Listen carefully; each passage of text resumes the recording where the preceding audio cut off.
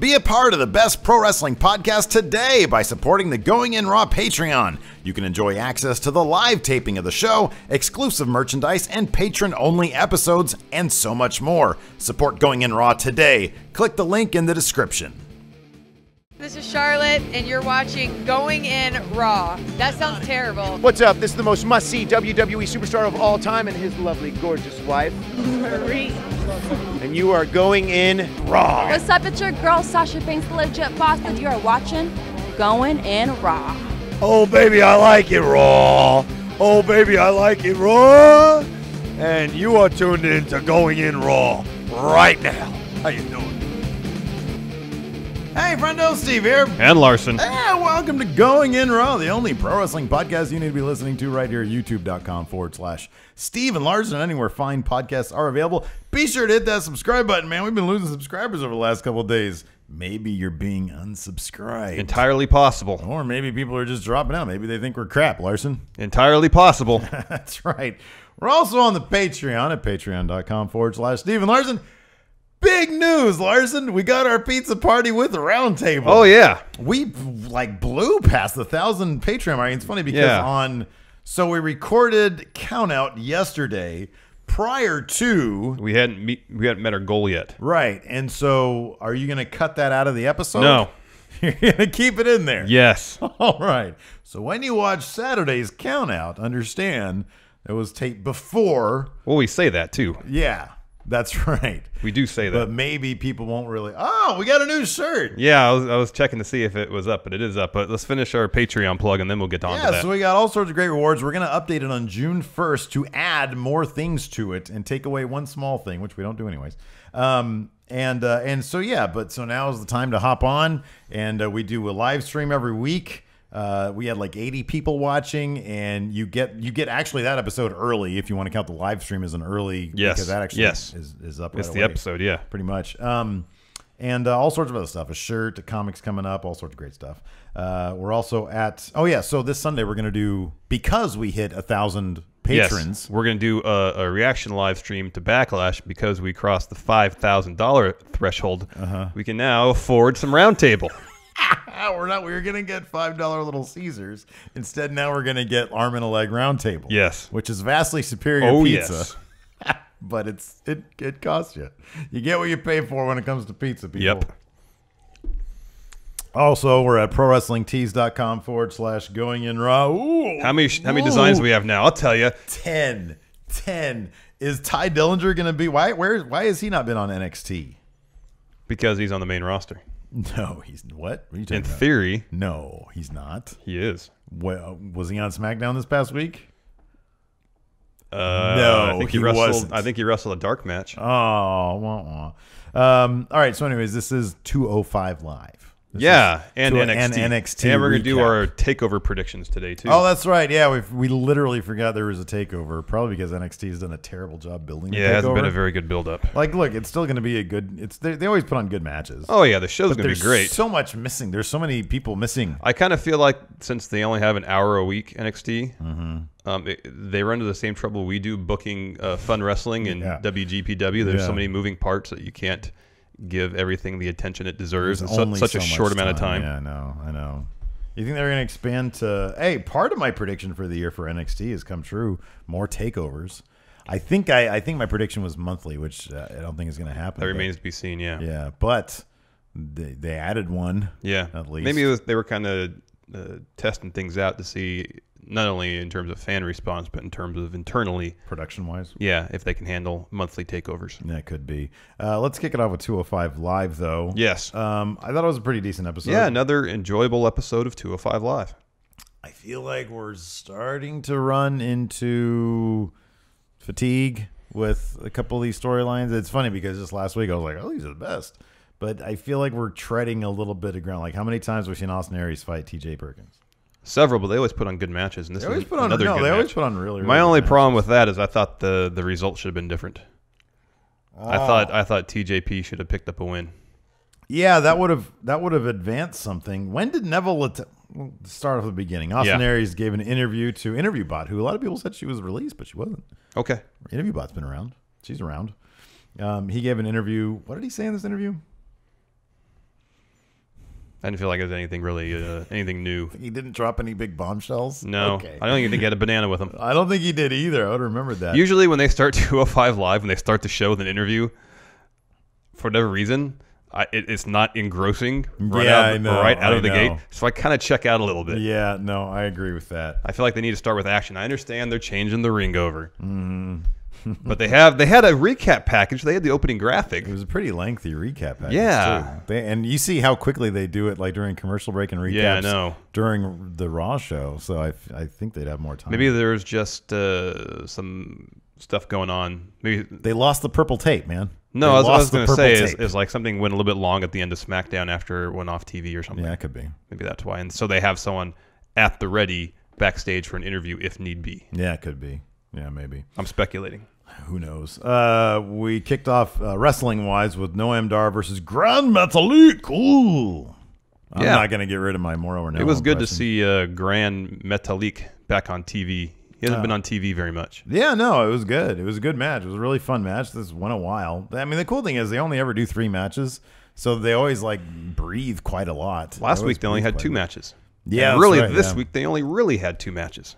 Oh yeah, that's right. That's right. Because Tony needs some stuff. Ali didn't even get started. Nope. So yeah, Noam Dar ended up going over. He's next. He's got to be next in line, right, for the title. He has to be. Once this Neville TJP.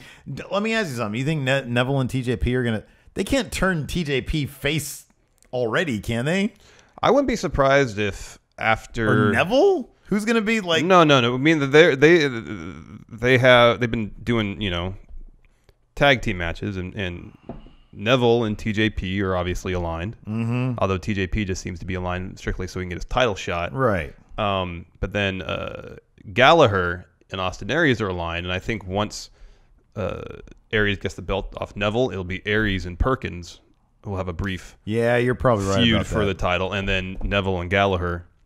And then once that's don't say brief, they drag all these feuds out really long. I know, and that's going to be a while. And I think who do you think is going to be fighting for the Cruiserweight title at SummerSlam? Aries TJP? No. Really? I think they'll be moved on from that by then. Aries Dar? Aries is picking up that title at Extreme Rules. You know that, right? You know that. Yeah. He's picking up that title at Extreme Rules. He's going to fight Noam Dar. That could be really entertaining, too. If Hideo Itami is on 205 Live, I think it'll be Aries and Itami for the Cruiserweight title. Aries going to turn heel for Itami? Or Itami could come in as a heel. I don't know. Or maybe they'll just do... Because they started a feud in NXT that they never got to finish because Aries got hurt and then Itami got hurt. That's true. So they can pick that back up. Do you think TakeOver is going to be the last we see of Hideo Itami in NXT? Rather, he might get one other match. Yeah, depending on. I mean, I don't think he's going to win the title, obviously, but he might get one other match against Rude. Remains to be seen. Noam Dar, I think he's sort of treading water right now. Like they let Alicia Fox pick up that win against Sasha Banks, and so they got to celebrate. Then they came out. Dar got the win with his little kick thing. Yeah, I don't know what he calls it. Me neither. The super. That's not the. Is it a supernova type star thing? That would make sense. Space kick. Anyways, Noam Dar went over. Yeah, I don't know. I kind of feel like they've got title at least contention plans for Noam Dar. Yeah, I could see him sneaking into that scene right there. Because like, what do you do after this, really? I mean, you can only do so much with the Alicia Fox being sort of the prized possession type thing. You can only do so much of that. And 205 is actually a bit more clever than that. Yeah. It's like they do what they do and then they move on. Yeah. Then we had a Brian Kendrick interview. I thought this was real good. Yeah, I like this too. He talked more about Akira Tozawa. I do remember liking it. I just forget what the words that he said. Well, then they announced, I think either right before this or right after this, that it was right before that Kendrick and Tozawa next week are going to have a street fight. Street fight. That's what it is. Yeah. So is that the blow up or are we going to get a couple more? No, I think we're going to get more of this. Yeah, I think so too. Kendrick was talking about how the street fight benefits him because he doesn't have to stay in the ring. Oh, yeah. He can go to the outside, use weapons, so on and so forth. Yeah. Then it's not like Akira Tozawa is banned from doing that, though. Oh, I know. I'm sure Kendrick knows that, too. He's like, I know where the gun is hidden. Let's see here. Then we had what was supposed to be Tony Nese versus Mustafa Ali. However, Drew Gulak attacked Ali from out of nowhere. Do you think he learned that from Randy Orton, his new best friend? They did take that picture together, which is actually pretty clever. New best friend. It was. I know. It was awesome. Whose idea was that? Had been Drew, right? Hey, Drew or Randy. Come on. Yeah. I love Randy. Let's see here. We had this was great. Oh, hold on. I want to give a shout out to Mustafa Ali because he sold a lot during that beatdown. Like when he got ran to the ring post. Yeah. Ow. Yeah. And then the running knee. Ow. He looked like he was unconscious. Like he did a really good job of selling like blacked out. Oh, I need to trim my beard because my mustache is tickling my nose. I'm sorry. I'm like doing this whole time. How bad is your nose hair? You have nose hair? Yeah. Let me see. Oh my God. It's like force in there, dude. Mm-hmm. Yeah, mine is not that bad, but it's enough to just annoy me. It's good to keep allergens and air debris out of your nose. That's why you have nose hair, you know. Well, I figure it's to keep stuff out of your nose. Yeah. Little tiny things out of your nose. Yeah, so good for me. It doesn't work as far as keeping mustache hairs on my nose. No, it's not the other way. My nose is really itchy. This was great. This whole Rich Swann, delivery man, Daivari Gallagher thing was amazing simply because of what happened afterwards. So it was Rich Swann was giving an interview. Yeah.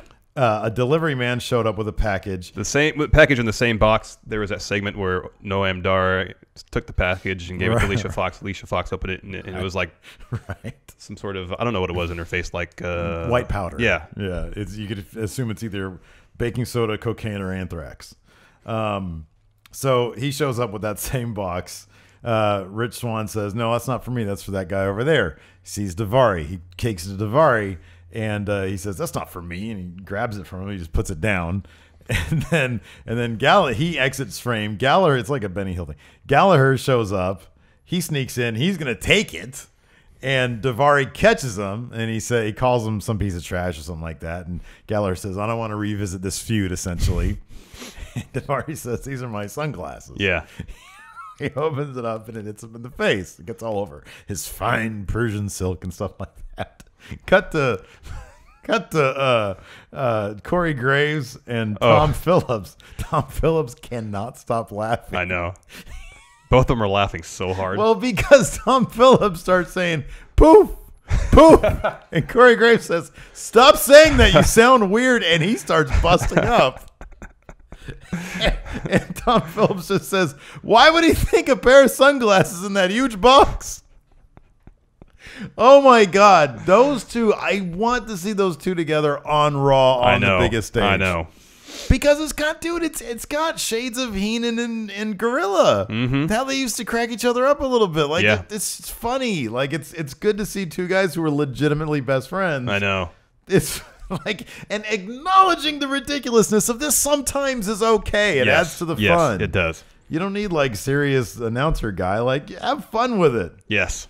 Every once in a while these days, Michael Cole will crack up a little bit too. I know. And I love it. Yeah. I love when that happens. Yeah. So, my goodness. Anyways. After that, we had our main event, TJP versus Austin Aries. Yes, we've seen this match a lot over the last couple months. Put on a good match. This is another good match. Especially towards the second half of the match. It was a good story. TJP was working the knee. Working Austin Aries. Especially the second half of the match. Yeah. Aries was selling it great. Yeah. Well, yeah, I love when they sell it properly, which is it should affect how you pull off moves that you normally do are now affected. Yes. You know, you have to work around them or try to work through them, and sometimes it works and sometimes it doesn't. Yes. And then eventually Aries gets TJP in the last chancery. TJP taps out. Yeah.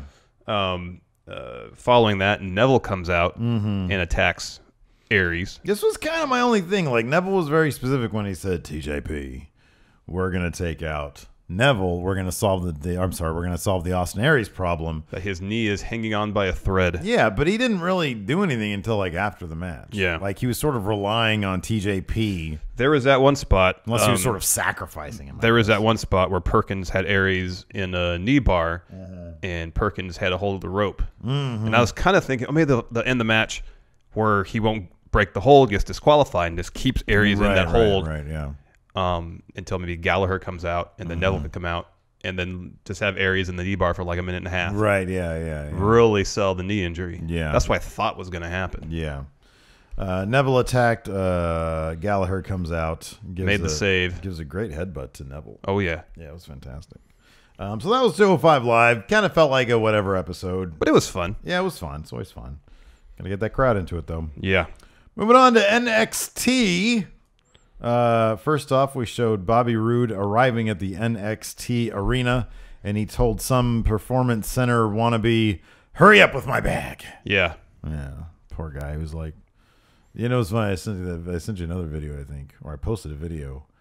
I think it was another Billy Kidman one, where it was in his later days, and he fought a young Bobby Roode. Oh, yeah. But Bobby Roode had frosted tips on his hair. He looked like the most 1998 person I've ever seen, and it was probably 2006, something like that. And he had like a really gaudy, like purple cape.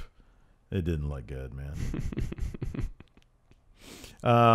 So anyways, Bobby Roode shows up. He's, you know, a jerk. Then we had Drew McIntyre versus Sean Maluda. Yeah. McIntyre got a nasty little, he got a welt. Well, I think what happened was, because our friend O'Karen, who's sitting front row, like, well, it's taping, so she's there like every week. He was in like a barbed wire match, and I guess he got cut during that, which is amazing that WWE would let him do that in the first place. Yeah. But apparently that opened up, and that's what started bleeding. Well, I didn't notice any blood. I saw like a huge red welt under his eye. There was blood. Oh, okay. Yeah, it was blood. But anyways, Drew looks amazing. Like every time I see him, I'm amazed. He's like the most manly looking dude I've ever seen in my life. He really is. Yeah. And he ended up winning, obviously, against Sean Maluda, who doesn't win. Like if Sean Maluda and Keanu Reeves are in the same room, the room will implode. Like the universe, if they touch, the universe will implode. I'm fairly certain they're the same person. They're the same person. They take the same losses to the same people. Doesn't make them the same person. Kind of does, though. They both have weird names.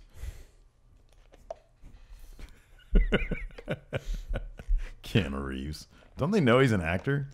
Then he goes up to Kona Reeves. He goes up to the top of the ramp, and I always love these top of the ramp Drew McIntyre interviews. Yes. Because he's so like just testosterone man. And he's like, "Oh, yeah, fought me and I'm mean," or something. I don't know. What did he say? He said something cool. He said it better than I can. He did, but then he has to feud with Wesley Blake. Oh, that's right. Next. So they're having their match next week on NXT, but they're going to shoot it before TakeOver. So the pre-show before TakeOver is going to have Drew McIntyre face Wesley Blake, and Aleister Black will be in action. So the pre-show matches for TakeOver, depending on who Aleister Black is taking on. Who is Aleister Black fighting in the pre-show? They didn't say. They didn't say. That's a hell of a song to do workouts to. I was listening to it at the gym last night. Yeah. Maybe I'll try that on Friday. Friday is my new workout day. I wanted to mad dog all the old people that were riding bikes at 11 o'clock at night. I was really surprised. I was like, man, it's like way past your bedtime. If I go to the gym, shouldn't you be up in like 3 hours? If I go to the gym by my place in the middle of the afternoon, nobody there. It's great. Really? Yeah. Man, the one over by me, well, around like 5, everybody's there. Everybody's getting off work. Yeah. No, I went to the one last week around 2 or 2:30. Oh, heck yeah. Like 3 people there. That's the best. I go like around 10:30 at night. Yeah. And there's not a lot of people. That's too late for me. I don't want to work out that late. That's good. Usually I'm an hour away from going to sleep at that point. So I want to relax. So am I. I just work out for an hour, then I go home and go to sleep. Do you have trouble getting to sleep after that? I don't actually go to sleep right afterwards. No, it does. It wakes me up a little bit. Yeah. Gets the blood flowing. Yeah. That's what I like doing in the middle of the afternoon when I'm starting to get tired. Yeah. And then up until 1 o'clock in the morning and finding out that my freaking teenage idol is dead. That sucks. Yeah. Let's see here. Then Roderick Strong backstage. This was from last week following the Sanity beatdown that we didn't get to see on last week's episode. This really needs more of a build. Well, I mean, he's been involved with Sanity through the whole Thai feud too. Yeah, but come on, that was I understand. They should have showed the Sanity attack on TV instead of making it a YouTube exclusive or something like that. I know. We have to watch it on some fans like iPhone, Snapchat. But anyways, so he's like getting help backstage after the beatdown and runs into Regal and he just says, "I want Sanity," or "I want Eric Young." Yeah. And so Regal said, "Okay, Yeah. you get Eric Young at TakeOver." Very well, young Roderick Strong. I saw your video package, your little documentary with your baby. Are you getting much sleep these days? Probably not. Anyway, So after that was a Sanity promo, I assume from the parking lot at the Performance Center. I really like this. Yeah, that was great. I really like this because it was really well staged. Eric Young was like center camera, and the chaos of Sanity was sort of swirling about in the background doing their thing. The dynamic between Nikki Cross and Alexander Wolf is so good. I know. It's so good. It is really good. It's really fantastic. It was weird, man. Somebody posted no, I was just looking up what was I doing? I don't know what I was doing. Anyways, I came across a Nikki Cross when she was Nikki Storm? Oh, yeah. That sounds right.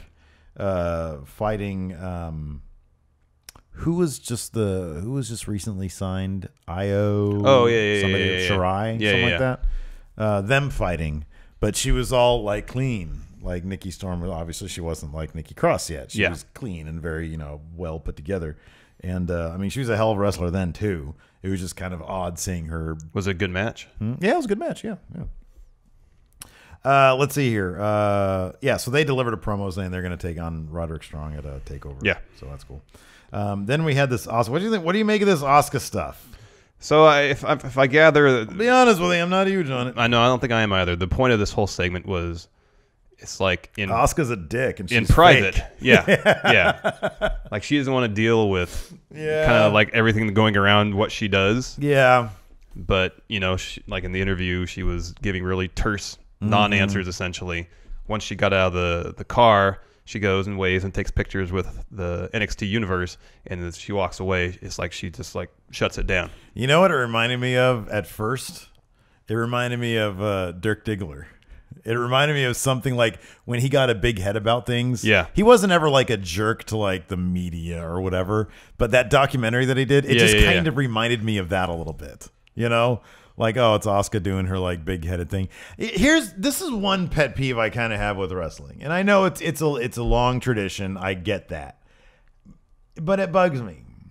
Why is it when somebody starts behaving like a jerk, they suddenly don't know how to win matches? Because that's what this is going to be. This is going to be, oh, Asuka's too big for herself. She's too big for her own head. Now she's going to start sucking. Well, I guess the idea is that they get so arrogant, they take their opponents lightly. Yeah, but I've never liked that. That was kind of the problem I had with Seth Rollins' entire run, was he was like really, really good until the very end, and he had to cheat his way out of it. It just didn't make any sense. It's like, I know. Take that to its logical conclusion. You can win. Yeah. I've never liked that. Like, either they're cowardly and they suck, or they take. With Seth, I get taking the easy way out. With Seth, I always kind of thought he was using his insurance policy every time out to make sure. Yeah, and like maybe there was some insecurity about his position because he didn't win the belt in a traditional manner. He cashed in. Yeah. In that respect, so maybe he was a little insecure about his position, so he never believed in himself. I'm probably looking way too much into this. Probably. He never believed in himself because he never won the belt in a traditional manner. You know what's funny though is that you read the comic book. The entire story is told in the comic book. Yeah. And it was mainly like like the Authority would sort of make him cheat, or make him use J&J and Kane or whatever. It doesn't matter. But I don't know. I like my version better. Yeah, I like your version better. I'm not huge on this. Like it's not. I'm not sure if Asuka is the type of personality you can execute this properly. But also, with. it's such a sharp turn from how her character's been portrayed up to this point. Yeah, I mean, it's essentially a slow heel turn. Yeah, I know. I mean, she's never been like, oh, a person of the people.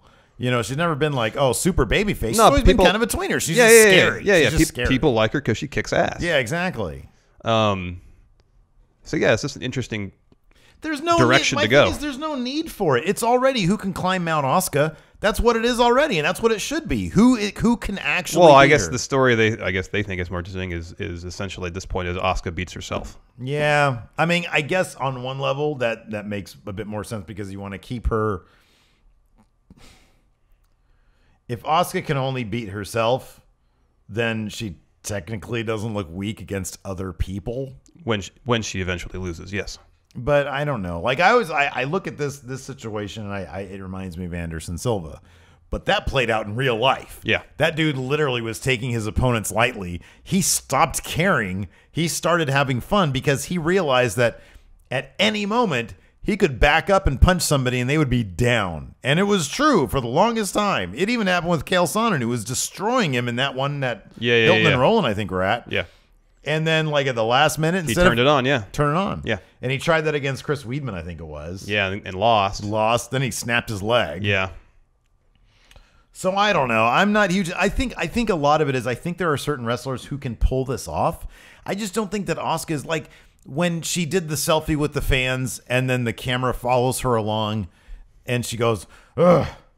Like, I don't know. Somebody else with more natural acting ability, I think it would make more sense to do that with them. You know, here's the part of the problem with how that segment was shot too is when she left where the fans were gathered to walk to the arena, like she was in profile.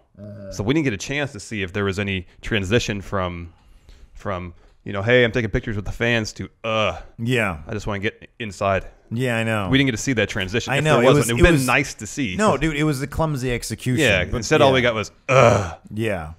Which is kind of a little vague-ish. Yeah. Like, it's like, wait, did she just cough or was she exhausted or is she like over it? You know, yeah. Is she like just putting up a facade? So I don't know. I mean, there's a bunch. I don't mind I think it's an interesting direction. Yeah. I think they could maybe do something interesting with it. Yeah. Execution-wise, as you said, clumsy. Yeah. I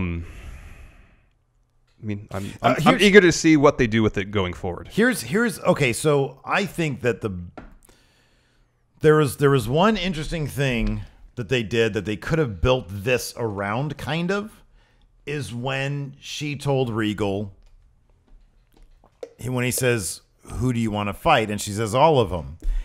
I wouldn't mind it. It could be kind of interesting to me if they did it more of Asuka biting off more than she can chew. Asuka thinking that she is invulnerable when nobody really is. I have no idea where to take that further. I mean, I just came up with the idea right now. Well, I mean, what happened? She was in that four-way match against Peyton Royce, Billie Kay, and Nikki Cross. Yeah.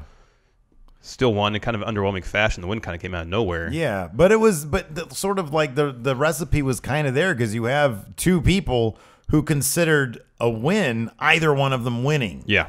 And so they were both sort of taking on Asuka at the same time. And that's kind of like if you were to develop something like that. Like, I really thought that a great feud for her would have been Nikki Cross straight up one-on-one because Nikki Cross has Sanity there. Yeah. And then it's like, man, Asuka could want to take on all of Sanity. That's her character. And that's obviously biting off way more than you can chew. Yeah. But in her head, because she's been so dominant, it's still her being arrogant. It's her being arrogant, but for kind of a good reason, because she has reason to be arrogant. Not, oh, I'm so over the fans. Like, when did that ever come into play? You know what I mean? Yeah. Like, that shouldn't be a thing. Yeah. It should be like, I beat everybody. I can beat everybody. I didn't really take it as she was necessarily over the fans. I took it that she was just essentially over being in NXT. Well, she's kind of that's an interesting take. Because she didn't want to have anything to do with the interviewer. That's an interpretation that I like, but it's an interpretation. Oh yeah, no, because, I know. Because why am I here and not Maine? Yeah, that'd be a hell of a story right there too. Yeah. That I actually wouldn't mind because like, well, I've cleared this place out. What more do you want me to do? Exactly. That I like. I'm not sure that's the direction they're going. Yeah, but I like that. So I didn't necessarily interpret that as she was just kind of over that aspect of her job, dealing with the fans. It was everything. Yeah. She put on, the public face when she was out with the fans, but once she walked away, again, just Yeah, no, you're right. It's just she's being kind of a dick. Yeah. She's kind of over it.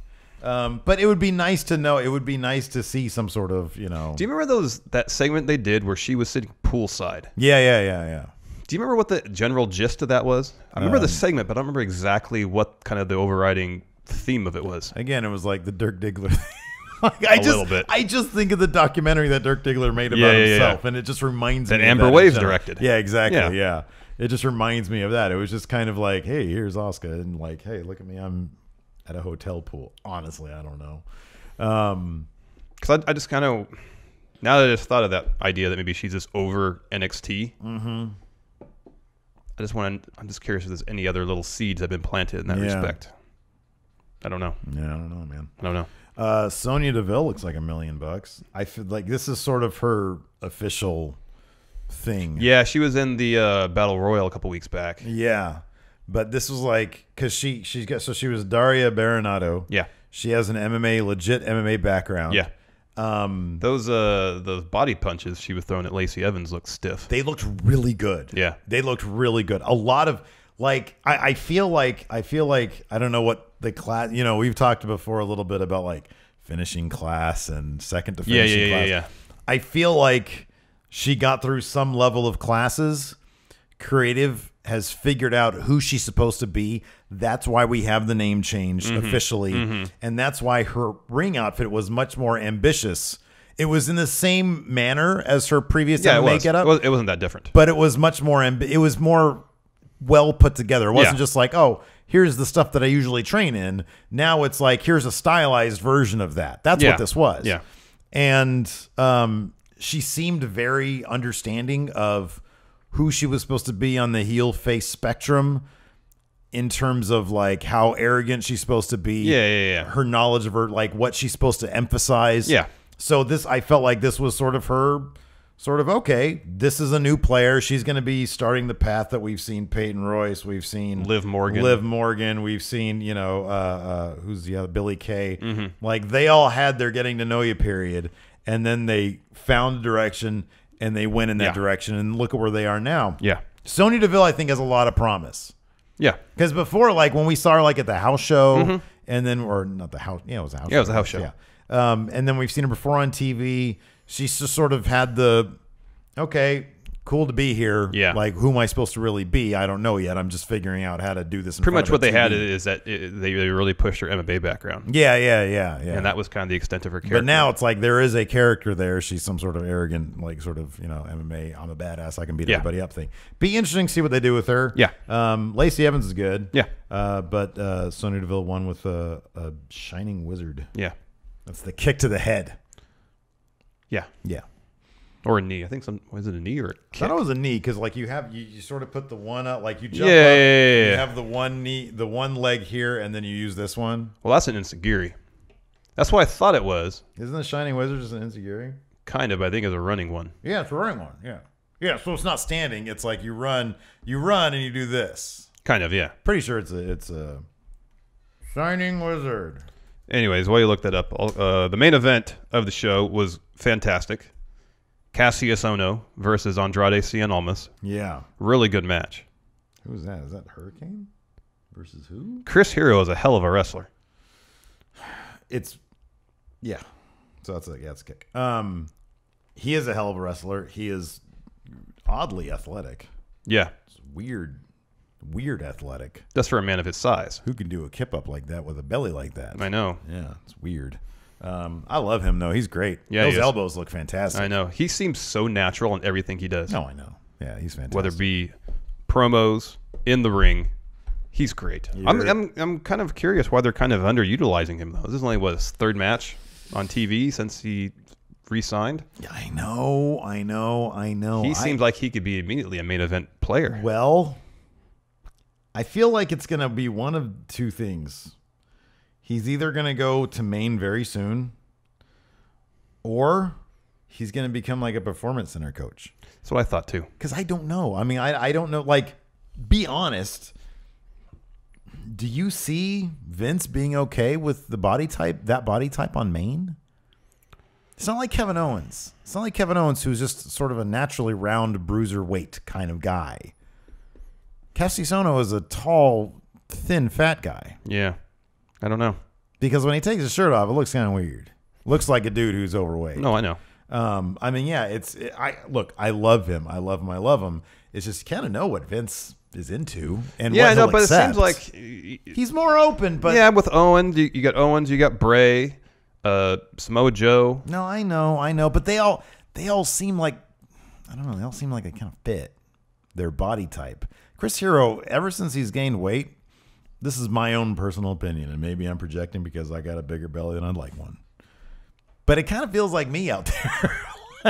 And I've never been one to be like, hey, let me take my shirt off and go out and fight. I mean, it doesn't seem comfortable.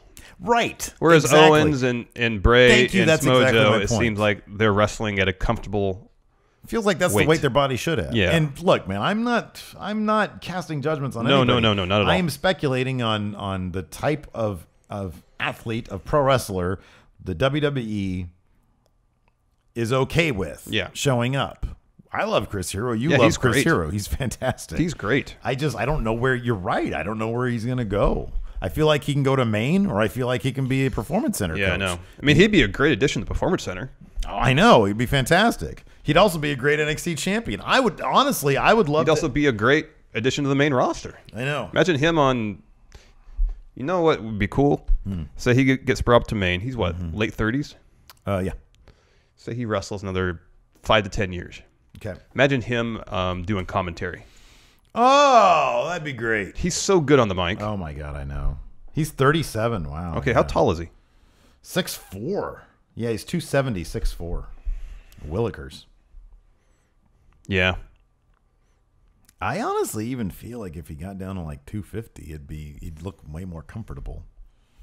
I don't know. I sort of obsessed with these things because I know what it's like to be uncomfortable. But I guess what matters is what he's comfortable at. If he's comfortable, I know, but there is the the sight of, is this guy comfortable? No, I understand that. When you're sitting there thinking that, you're not paying attention to the match.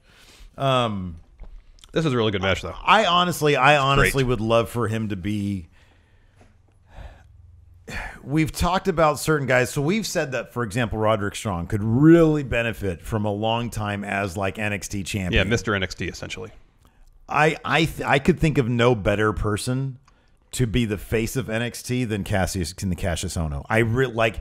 But him wanting, like his character wanting to stay in NXT. Yeah. Being totally comfortable being that guy. Yeah. Especially if the goal is to build NXT as, a legitimate third brand. Yeah. But one roughly on par with Raw and SmackDown. But one that has its roots more in Ring of Honor. Yeah. I can't think of a better, because we said he's good. He's obviously good enough for Maine.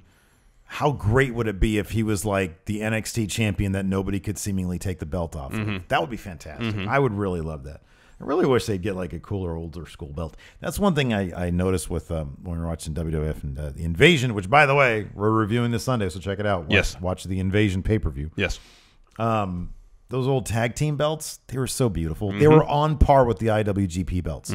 They looked traditional. Even the world title. Oh, yeah, I know. Look great. I know.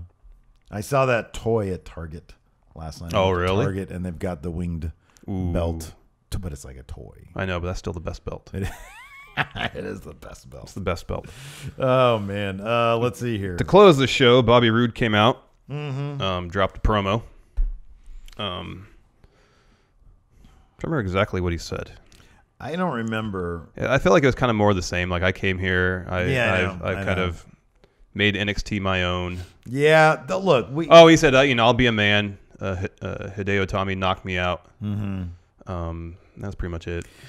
He said, I'm man enough to admit that I got knocked out. This is kind of obviously a treading water feud. It was to get us from one takeover to the next without Bobby Roode losing the title anytime soon.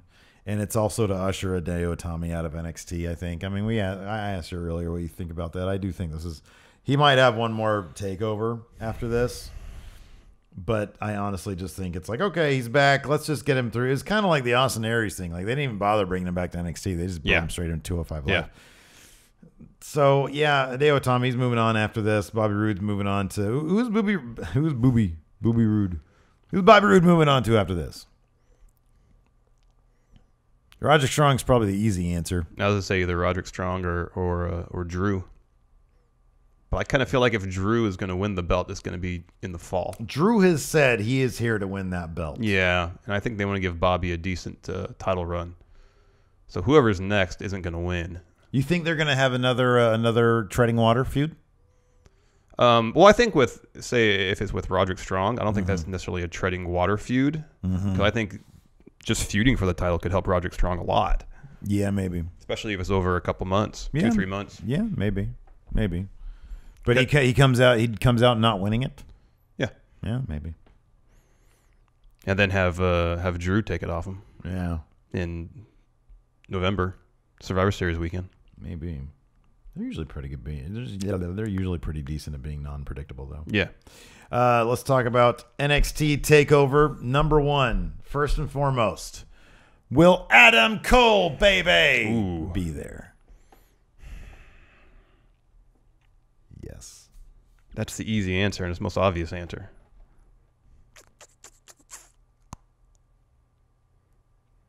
Are you thinking of saying no? If he hadn't dropped that promo at the Ring of Honor TV tapings, I would feel a lot more comfortable saying no. Yeah, of course. Because I know he was essentially, this will always be my home. We'll see what happens next. No, what happened? No, I know. He said next NXT.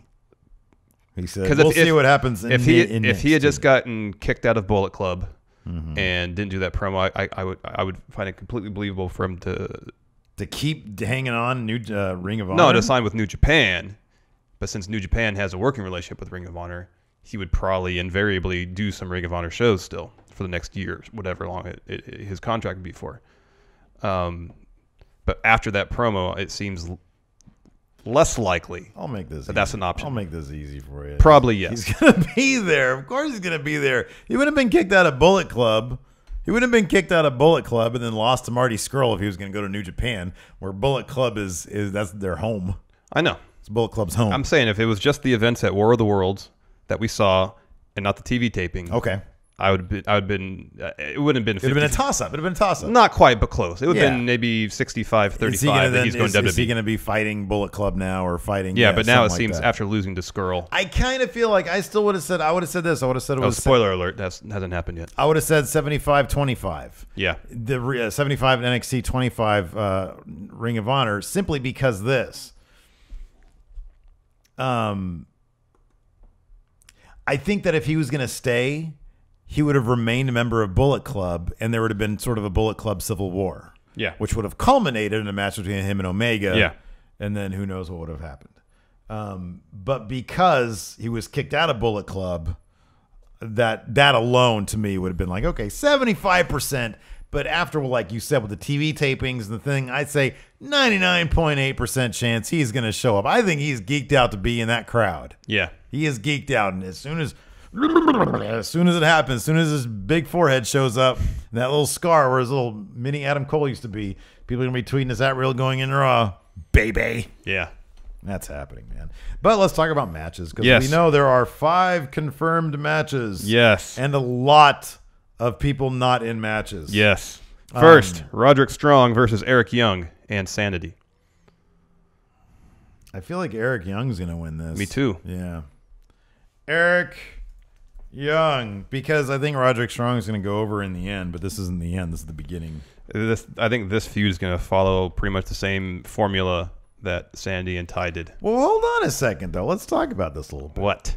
Hideo Itami is going to be this one and done, I think. He's going to be gone. Yeah. He's going to be going NXT. I think Sanity and Roderick Strong are going to keep on going for a bit. Yeah. So in the meantime, Oh, yeah. what's Booby going to do? Can't be another Chris Hero. Chris Hero already did his I wanted my title shot. He got it and lost. He already did that. Who's it going to be? They're not going to have a one and done with Aleister Black. That's for sure. That's not happening. You think they're going to go launch right into Bobby Roode? Drew McIntyre talks about that NXT title a lot, man. I know. Could be. We'll find out on Thursday. Yeah. Let's see here. The Authors of Pain versus DIY. Oh, that's Authors of Pain. I have the algorithm for tag team wrestling in DIY. I really hope they just get them going to Maine. They need to go to Maine. Yes. Where are they going to end up? SmackDown? Raw? I feel like Raw at this point. Yeah, I think so too. Yeah. Although, we've seen Revival's DIY there. Revival so much, maybe they want so much. to separate the two teams. Yeah. I mean, SmackDown could still use some depth in the tag team division. If DIY goes to SmackDown, they're going to need a third hour, man. Oh, yeah. There's so many people. I know. I was watching our friends Joe Cronin and JD. Mm-hmm.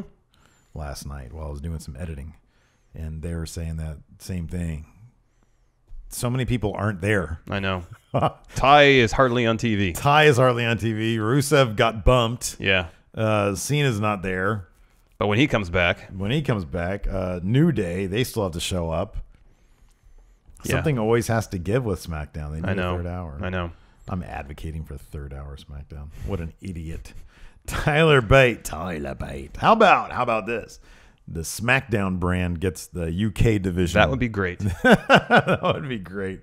Tyler Bate versus Pete Dunne. They had a video package with them with some updated, really. And also in NXT, they had some video packages about Hideo Itami. I think that video was taken with like an iPhone 2, man. It looked like crap, and there was like no mic. It was like all roomy echo and stuff. Yeah.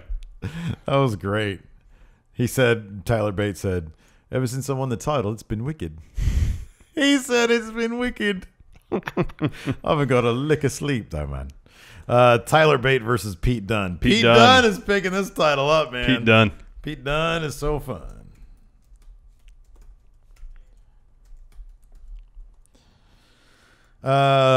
In a triple threat match for the women's NXT title, Asuka versus Ruby Riott versus Nikki Cross. I feel like Asuka needs another month or two of doing this thing for it to finally kind of cost her the belt. It's still too weird for me to think that she's going to lose it right now. So I'm going to say Asuka. Yeah, there's it's going to seem so sudden if after a month. I know, I'm trying because, dude, it's you never bet against Asuka. But she doesn't have to be pinned to lose the belt. I'm trying to come up with a reason. I mean, the only thing I can think of is giving her something else to do, and her losing the title is something else to do.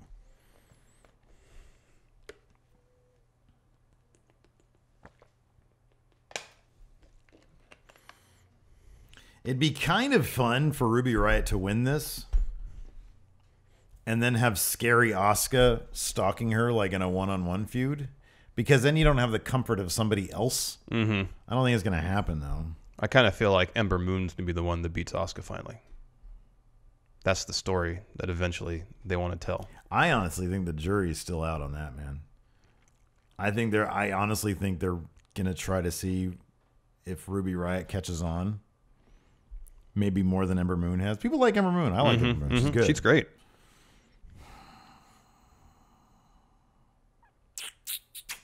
Might have to go on a limb here. Okay. Because it's all heel. Well, I mean, Asuka doesn't. She exists above the face heel spectrum, but otherwise, these days they don't think so. They don't think so. But otherwise, it's a clean sweep by heels. Ruby Riott. All right. I'm gonna say Ruby Riott. That's a long shot, and I totally get that. Because the only other thing that maybe could happen is Roderick Strong might beat Eric Young, because Eric Young. That could be the kind of thing where, you know what? I'm going to say Roderick Strong. Okay. I'm going to say Roderick Strong. Because Eric Young kind of exists in Bray Wyatt territory, and then he can turn a loss into a moral victory in his weird way. I kind of just want that to ride on that, too, Asuka. I have a feeling about Ruby Riott, though. All right, go with your gut, then. Stop telling me what to do. Obviously, Bobby Roode's going to win. Yeah. That's a no-brainer. All right, give me a second. Let me think about this Ruby Riott Asuka thing. Talk it out.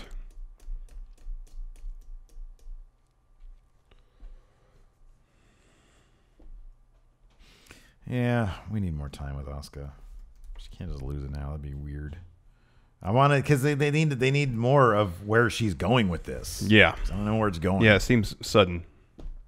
To have her drop the belt. It's like after what, a month and a half, maybe. It's like the end of Act 1. Yeah, that's what it feels like. Yeah. Yeah, she needs to win this match and probably at least one more. Yeah. Like have her win a battle royal of the entire women's division. Mm-hmm. Something like that. Yeah. And then, it's like ultimate hubris at that juncture. Yeah. Let's take some questions. Yeah. Good idea. Patreon's doing that thing again. We won't load all the questions. Oh, go. Bummer. Terrence Thompson, is this one of the least interesting takeovers that you can think of? He says yes. The buildup hasn't been very good. The buildup has not been good. So, I mean, okay, look, let's be honest. Let's. Some of our favorite people are not booked. Yeah. Like, look, we love Bobby Roode. Yeah. But there's no Aleister Black. Yeah. At least not on TV. Well, not on the actual Not takeover on the show. takeover show. Yeah. There's no Drew McIntyre. Mm-hmm. As far as I know, there's no Cien Almas. Nope. Those are like three of my favorite guys. Yeah. None of them are going to be. Did you hear Nigel refer to Cien Almas as an ingobernable? Yeah, it's the second time he's done that. Second time he's done that. It's not loading up all the questions. That's what I just said. All right. Let's see here. Eddie Camaro. I've heard now twice Nigel McGuinness talk about Cien Almas and saying the words El Ingobernable. Would Almas benefit from being in a stable, kind of like Ingobernables, or would it hurt him? Could he benefit from being in a stable? Perhaps. Will he be in a stable? No, because there's not enough people. Yeah. JT. Hey, friendos, do you know of any news about when Noe Jose will return? Oh, I forgot he was gone. And how would you like to see him come back? Dancing. You know, he had a good thing going with Austin Aries that time. Did they ever blow that off? They did. Yeah, they did. Yeah. Take over Brooklyn, yeah. Kyle Mushigian. Not a question, but how great are Graves and Phillips in 205 Live? Fantastic. Oh, it was fantastic. Empire Filth Hunter Troy Inman. Do you think that Drew McIntyre, if pushed properly, could be a version of Roman that is actually successful in the face role? They are both big, good-looking dudes, but Drew is better in the ring and has been an indie guy. Thanks, friendos. I mean, I guess the question is, can Drew sort of actualize his original role of Chosen One? As the Chosen One, yes. Chosen One. He looks the part, man. Can he? Absolutely he can. Will they go that route with him? I don't know. He has his 3 years out in the Indies. I mean, he looks to be in better shape than he was when he left. Yeah. Looks like He-Man. I know. He looks like he's grown. Not just in terms of musculature, but in terms of height. Oh, and yeah. He looks taller. I know he does. His mic skills have improved. His in-ring presence has improved. He looks like a champion. He looks like a guy who understands he is better than everybody. And he never had that before. Nope. Before, he just looked like he was kind of starstruck. Yeah. But man, he looks like he understands that he doesn't. He looks like a dude who knows he doesn't need the WWE. The WWE needs him. Yeah. That's a good place to be. Puka Minute Podcast. CM Punk's attorney here, a longtime patron, first time on air question. I want to know if he's actually CM Punk's attorney. Probably not. Can we get an interview? How pissed do you think Drew McIntyre really was after his eye got swelled up? He seemed legit pissed. I don't know. Maybe, I don't know. Maybe it was just a good acting job. I can't Could tell. be. Could be. Charles Sips. How different would 205 Live be with Kota Ibushi as the top star? And what are the chances he returns to WWE? They'd have to rebrand the entire thing around Kota Ibushi because he's amazing. And he is fantastic. And then have him shoot some fireworks off his chest. Again, fantastic. That'd be great. Let's see here. Super Nerdy Sama. One thing I've noticed about Drew upon his return is that his presentation entrance-wise has been much less theatric and fleshed out than, let's say, Finn or Aleister. What sort of changes would you make to have his entrance feel more unique, yet still personalized to him? Philly Flexer agrees that something feels missing. It isn't as impactful as, like, say, Finn or Aleister Black. I know, but the Aleister Blacks and Finn's entrances fit their characters. They do. I'm going to say this. NXT has been really, really spot on the vast majority of time with music that not just fits the character perfectly, but is also buzzworthy. I mean, dude, Finn's music is amazing. It's something that you want to hear. People have been saying that McIntyre's music, it used to be Roderick Strong's music. Really? Yeah.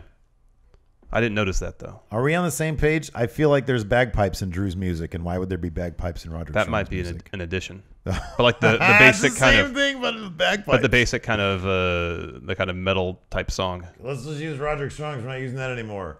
But he's Scottish. Toss some bagpipes in there and you're good. Aye, Captain. Chalupa Batman asks, shit, I just lost the question. Stupid. Oh. Here we go. Do you think NXT should stop signing top indie guys for now and focus on developing the homegrown performance center talent? This is a great question. Since I made a prediction that no top indie guys are coming to NXT, I'm going to say yes. So my prediction comes true. You're like, stop the bleeding. Well, who else is signed other than is going to sign than Adam Cole? I don't know, but if he shows up, your prediction is I know. toast. I know. I'm aware of that. Well, isn't it already toast because of Chris Hero? Or you said was he was announced late last year. Okay, so that doesn't count. Okay, sorry, Dad. Who else is there? Who else could there be? I mean, the Young Bucks are under contract till 2018. Leo Rush. Yeah. Leo Rush. That'd be huge. That would be. He's the new CZW champion. You still think Jeff Cobb can't happen? I just think, well, I don't think it. How old is he again? He's 34? In his mid-30s. I just don't think it's terribly, it's not the most likely scenario, I think. It could happen. I think it'd be great if it happened because he's awesome. Matanza Cueto. But considering 34. He's 34. It's not outside the realm of possibility, but I'd be surprised. How old was Mark Henry when he came in? Power guys. Well, he's 45 now. He came in like 20 years ago, so blows that out of the water. How old is Braun now? He's got to be early 30s, right? 33. Oh. He's 33 now. He came in a couple years ago to the Performance Center. Okay. Well, it's possible. His debut was, wait, no, that's not right. When did he show up with the Wyatt family? 2015, August of 2015. So it's been almost 2 years on the main roster. Really? It's been that long? Wow. When he was 31. And how old did I say Jeff Cobb is? 34? Yeah. Yeah, I don't know. I feel like Jeff Cobb could maybe in NXT, maybe see how he goes. Yeah. Because he's picking up so much steam right now. He's picking up so much steam. I know. Huh. I'm really surprised that I don't know if the invitation's ever been extended to him. Ring of Honor. I know. But maybe he just enjoys doing indie days because he's having a killer 2017. Yeah. It's 2018. Like by the end of this year, something has to give, man. He's got to sign somewhere. You think so? I think so. You would think so. TNA, if they were freaking smart, they'd offer him a ton of money. I know I'm going to TNA though. What's that? I know I'm going to TNA though. Hey, tell me you wouldn't like at least think about tuning in if you did though. I would think about it. Yeah.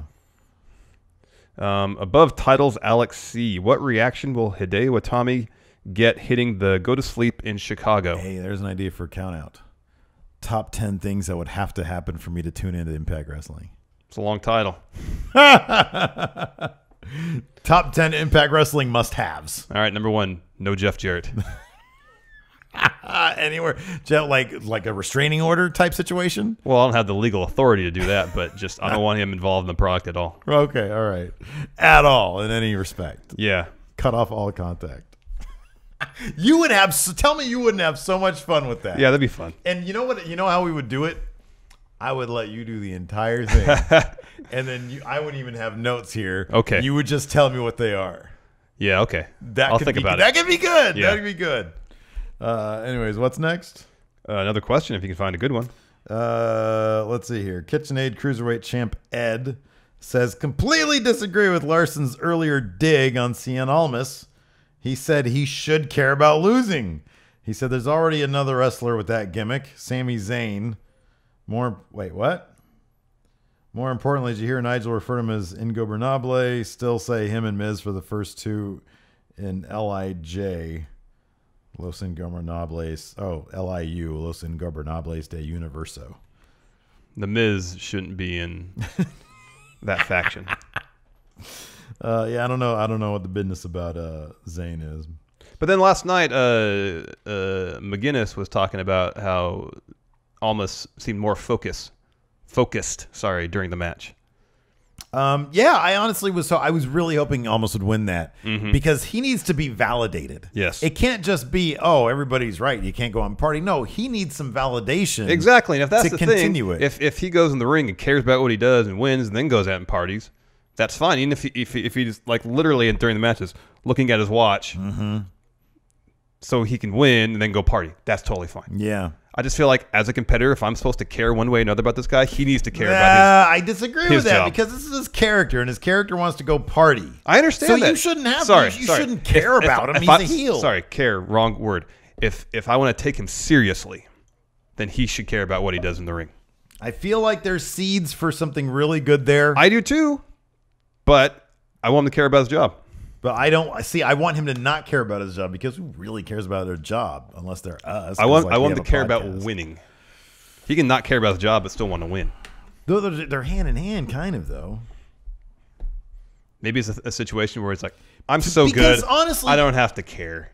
It's the more honest version of your Baron Corbin mercenary. I'm here for the money. What do I care if I win? You know what I mean? Yeah. I mean, unless the logical, the logical extension of that is, winning gets me more money. Yeah. Todd Phillips did being say at the top of the card gets you more money. Todd Phillips said something, I think, on 205 Live where he said, Noam Dar, he goes home with the winner's purse. And I was like, hold on a second. They have winner's purses? Winners get more money in per match?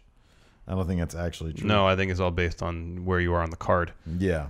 Well, how good of an agent you have. Next, the Nightcrawler.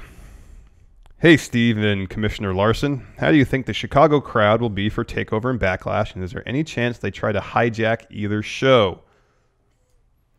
Wait, say it one more time. What? Nightcrawler says what? Will the Chicago crowd try to hijack TakeOver or No, you Backlash? know what? I'll be honest. I don't think so. Although somebody brought up the good point of Hideo Itami's GTS. Yeah.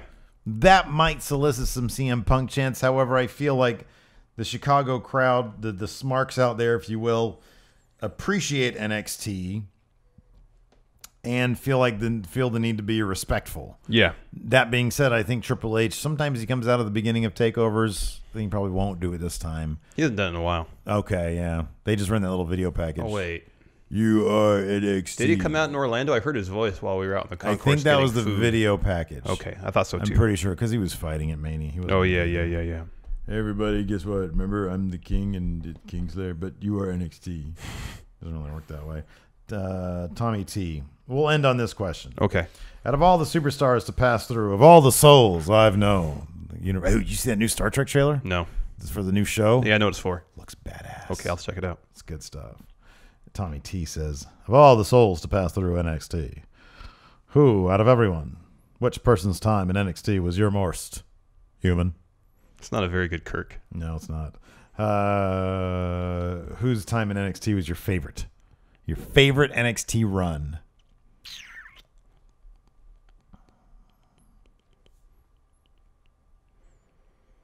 I'll tell you right now, top 5 right now, or top 3, Bobby Roode's in it.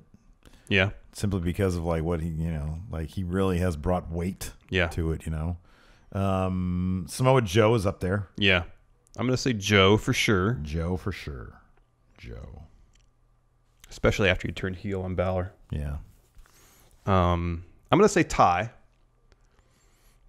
Because it really was a story of hard work and perseverance and finding that character that finally connected with the crowd. And then understanding in the real world it doesn't mean dick because he's buried now on SmackDown. Well, he's not even getting an opportunity to be on SmackDown. True tale. He's not even on the show hardly. Work hard, kids, and then you'll get buried. And then one more.